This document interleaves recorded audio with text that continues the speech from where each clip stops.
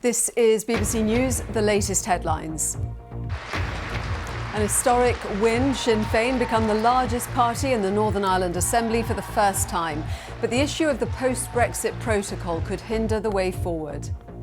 If the EU don't show flexibility, we've always said we will take the action we need to take as UK government to ensure the Northern Ireland's place as part of the UK internal market, and protecting the Good Friday Agreement is absolutely there.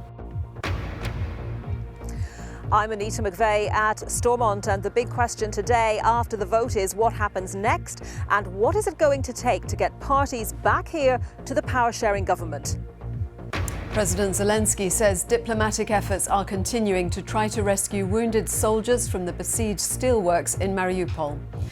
More questions for the UK opposition leader Sir Keir Starmer over whether he broke lockdown rules. A leaked memo suggests a meal he attended was planned despite COVID restrictions. And a former security chief known for his loyalty to Beijing is confirmed as Hong Kong's new chief executive.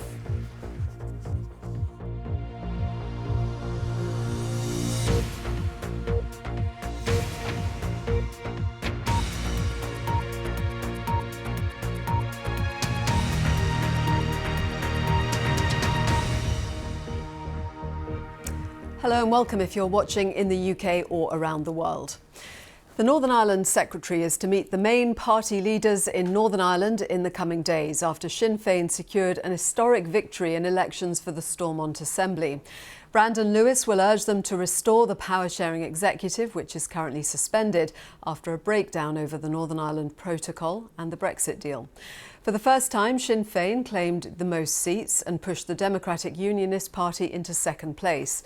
Sinn Féin President Michelle O'Neill says it's a new era in Northern Ireland and that there should be no time wasting or excuses, as she put it, in cooperating to bring back the Assembly. Annita McVeigh is at Stormont for us now. Annita, over to you.